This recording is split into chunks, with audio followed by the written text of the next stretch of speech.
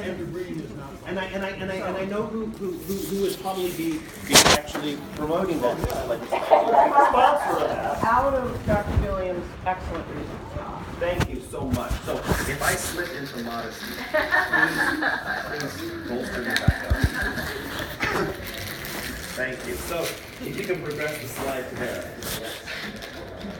Slide. So this is a topic that's gotten a lot of attention lately. Part of that attention really came from when the Secretary of Health and Human Services, Kathleen Sebelius, and Arnie Duncan, the Secretary of Ed at the time, signed a piece of joint policy position statement on the issue of children being expelled from preschool programs. And it's common from time to time to get a department in the federal government to have a position statement on a topic, but to have two departments simultaneously issuing a joint position statement against one issue is pretty rare. And the issue that they were releasing this one about was about children being expelled from preschool programs. That there was a large number of children being expelled from these programs.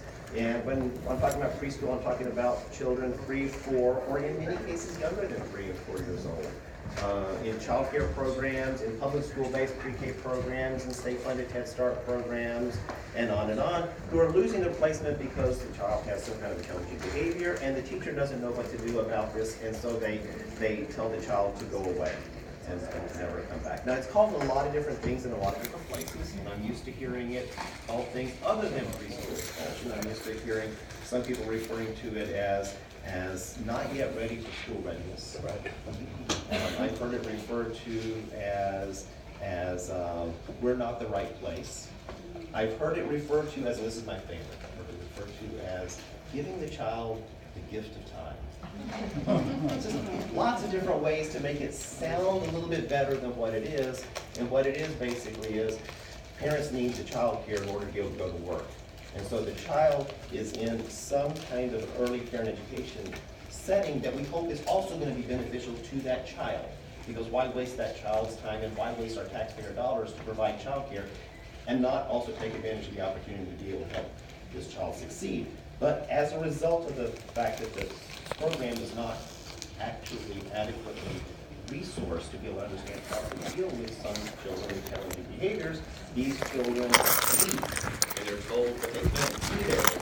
Now what becomes challenging about this too is that there's a lot of different ways to think about it. Now you have some folks that will say things like, well, aren't you concerned about the other children in the classroom? And what if you have a child with a behavior problem, and aren't you concerned about all those other kids who have to suffer through that child's behavior problem? Now the way for you to address that, if you hear that from somebody, is you say to them, well, I am concerned. Why aren't you, though, concerned about all the other children this child will go to when they get kicked out of this classroom in the other classrooms this child will emerge in? At about 6 months old, children get a sense of object permanence. Object permanence means if I take an object and I hide it, then the baby will remember that it's there and know that it's there and then look for it and find it.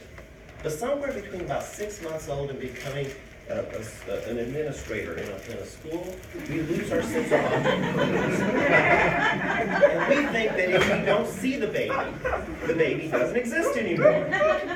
When in fact the baby does exist. The baby just goes to another child care program or another preschool program and keeps re-emerging in all these places. And so now, instead of dealing with the challenge, when the child is younger and smaller and the challenges are smaller, we allow the challenges to become greater and greater over time, the child to become larger and larger over time, until we get to the point of where they're very, very, very difficult to deal with. You may also hear people say, well, of course, the talking heads will say, do nothing and let these children run amok. The thing to respond to them when they say that is no. Expulsion is doing nothing. There is something that we can do, and what we can do is we can provide supports to these teachers in the classroom in order to be able to help these teachers be more effective. Because I can tell you this, I used to be a public school teacher. It never feels good to feel like you feel like a kid. There is no teacher who wants to expel children from preschool classrooms. They do it because they don't know what else to do. That's what we can be doing. We can make sure that we provide them the supports they need in order to be successful in those classrooms. We pay our preschool teachers about half of what we pay a kindergarten teacher.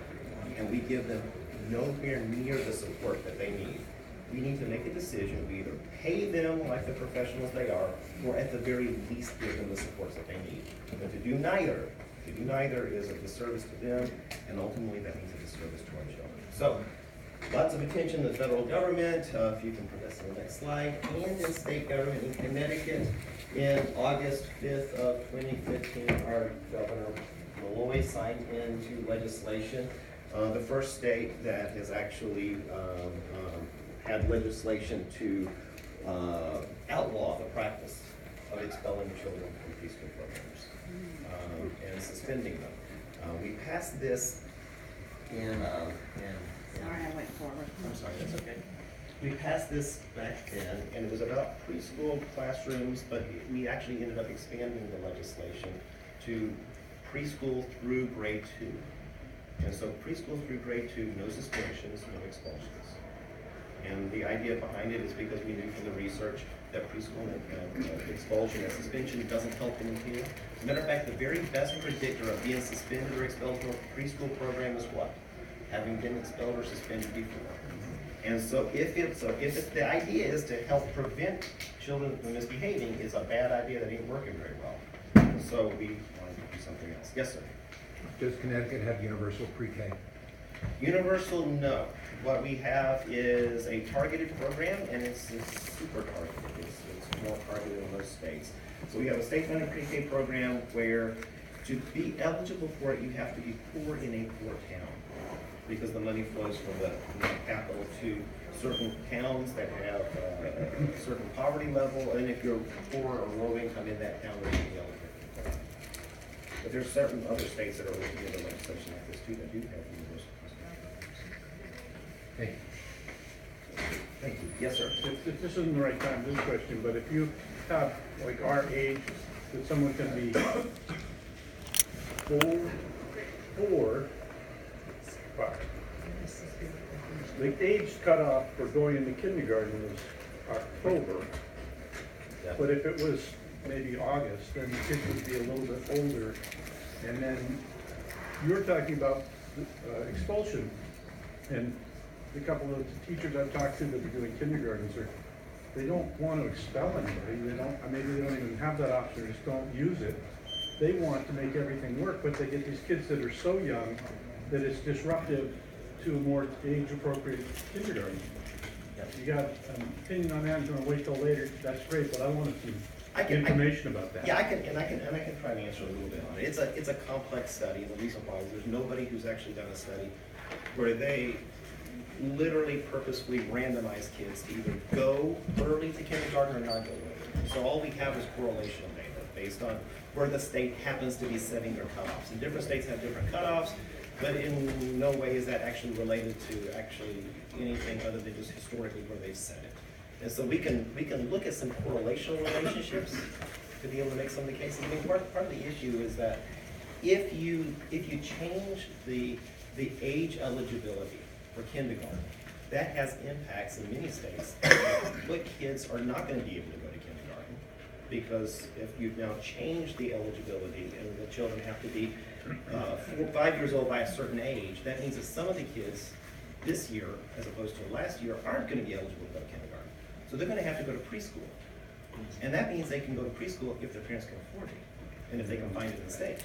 So when you change the policy, it may feel like you're having beneficial impacts for the kindergarten and the kindergarten teachers, but what you're also doing is you may be making it such that for the poorer children, or the children who live in more rural areas where there might be less access to preschool programs, these children now spend another year going nowhere. You know, and so it becomes one of those things where, I mean, it's like this in whatever the policy is. We have to figure out, what is the policy, what is the good that we want to do with policy? What is the policy that we're considering? What is the likelihood that it's going to do good? And what are all the unintended side effects of that we don't really intend to happen, but can happen anyway? And what are the ill that can come from that? And in the end, which one weighs more? And some of the times you come up with policies that the profile of good to ill is actually in our favor. And some of the times we come up with policies where the ill effects might actually be just about as bad as what we already have. You know, this is one of those where it's just a tricky topic. Well, what you're talking about, probably one policy was set before the other, and then what I'm hearing from the Yes. kindergarten teachers is that they now have to have everyone at the end of that year has to be able to write or read, and a 4-year-old coming in as a 4-year-old, that might not be appropriate, you know, like I read late, but I love to read, I read tons, and there's a range of learning to read, but now we've said, you will do this grade, and not even just this grade, but this kindergarten. Is that part of the formula that says we might be doing more harm by sending 4-year-olds for a couple months? Well,